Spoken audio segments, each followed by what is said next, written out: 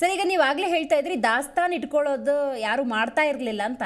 ರೈತರು ದಾಸ್ತಾನು ಇಟ್ಕೊಂಡಿದ್ದಾರೆ ಅಂತ ಆಯಾ ರಾಜ್ಯಗಳು ಇಟ್ಕೊಂಡಿದ್ದಾವೆ ಅಂತ ಅದೊಂದು ಸ್ವಲ್ಪ ಬ್ರೀಫ್ ಮಾಡಬಹುದು? ಇಲ್ಲ, ರೈತರಿಗೆ ದಾಸ್ತಾನು ಇಟ್ಕೊಳ್ಳಿಕ್ಕೆ ಮತ್ತೆ ಅವ್ರಿಗೆ ಯಾವ ರಿಸ್ಟ್ರಿಕ್ಷನ್ ಮೊದ್ಲಿಂದಾನು ಇಲ್ಲ ಮೇಡಮ್. ನಮ್ಮ ಭಾರತ ಸರ್ಕಾರದಲ್ಲಿ ರೈತರು ಯಾವಾಗ ಎಷ್ಟು ಸ್ಟಾಕ್ ಬೇಕಾದ್ರೂ ಇಟ್ಕೊಳ್ಬಹುದು, ಅವ್ರ ಇಷ್ಟ ಎಲ್ಲಿ ಬೇಕಾದ್ರೂ ಮಾರ್ಕೊಳ್ಬಹುದು ಅನ್ನೋ ಒಂದು ಕಾನೂನು ಇದೆ.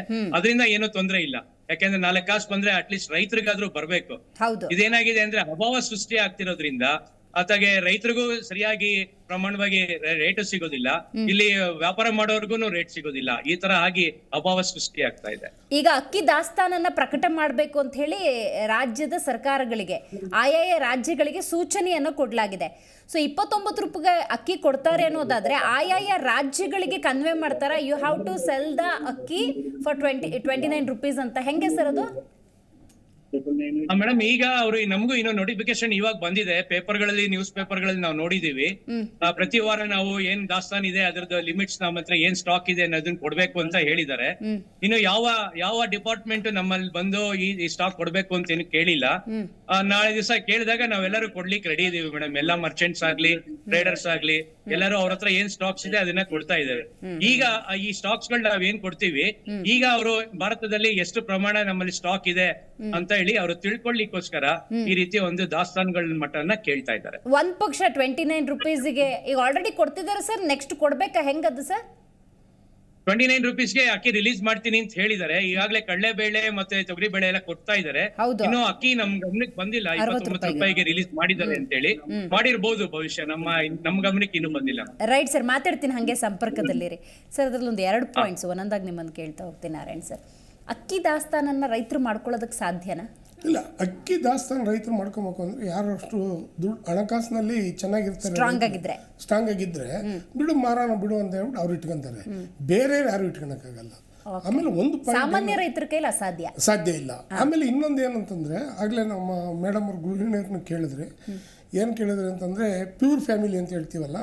ಈಗ ನಾನು ಮಧ್ಯಮ ವರ್ಗದ ಕುಟುಂಬ ನಂದು, ಇವ್ ಮೇಡಮ್ ಅದು ಮಧ್ಯಮ ವರ್ಗದ ಕುಟುಂಬ.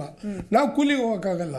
ಈ ಕೂಲಿಗೆ ಹೋಗೋ ಜನ ಏನಾಗ್ತದೆ ಅಂದರೆ, ಬೆಳಗಿನ ಸಂಜೆ ಹೋಗ್ಬಿಟ್ಟು 500 ರೂಪಾಯಿ ಕೂಲಿ ತಗೊಂತಾನೆ, 100 ರೂಪಾಯಿ 1 kg ಅಕ್ಕಿ ತಗೊಂತಾನೆ, 100 ರೂಪಾಯಿ ಎಣ್ಣೆ ಹೊಡ್ಕೊಂತಾನೆ, ಆರಾಮ ಮನೆಗೆ ಇರ್ತಾನೆ 300 ರೂಪಾಯಿ ತಗೊಂಡು.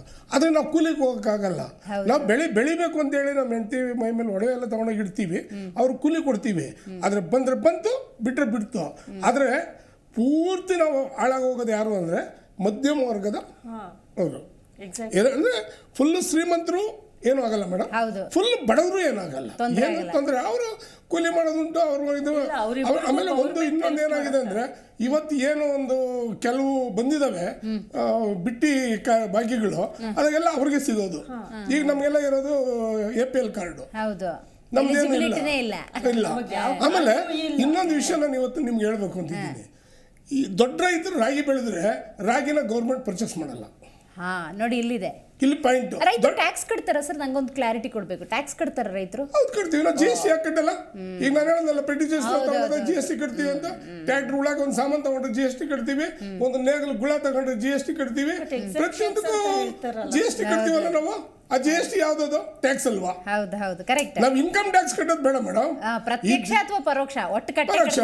ಆದ್ರೆ ದೇಶಕ್ಕೆ ಅನ್ನ ಹಾಕೋರು ನಾವು, ನಾವೇ ಬೆಳೆದ ಬಿಟ್ಬಿಟ್ರೆ ಏನಾಗ್ತಾರೆ ನೋಡಿ ಈ ಪರಿಸ್ಥಿತಿ. ಇದಕ್ಕೆಲ್ಲ ಮೂಲ ಕಾರಣ ಏನ್ ಗೊತ್ತಾ? 2ನೇ ವರ್ಷದಲ್ಲಿ ಮೋದಿ ಒಂದು ಕಾನೂನು ತಂದ್ರು, ರೈತರಿಗೆ ಡಬಲ್ ಬೆನಿಫಿಟ್ ಮಾಡ್ತೀನಿ ಅಂತ ಹೇಳ್ಬಿಟ್ಟು. ಆ ಕಾನೂನಲ್ಲಿ ಏನ್ ಮಾಡಿದ್ರು, MSP ತಗೊಂಡೋಗ್ಬಿಟ್ಟು ಪೂರ್ತಿ ಅದಾನಿ ಅಂಬಾನಿಗೆ ಮಿಲ್ಗಳೆಲ್ಲ ಮಾರ್ಕೊಂಡ್ಬಿಟ್ಟು ಇದು ಮಾಡಿದ್ರು. ಅವಾಗೆ ಡೆಲ್ಲಿಯಲ್ಲಿ ಹೋರಾಟ ಆಗಿದ್ದು.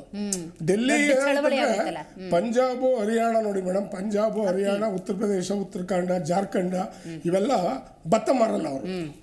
ಅವ್ರು ಯಾವ ಕಾರಣಕ್ಕೂ ಭತ್ತ ಮಾರಲ್ಲ.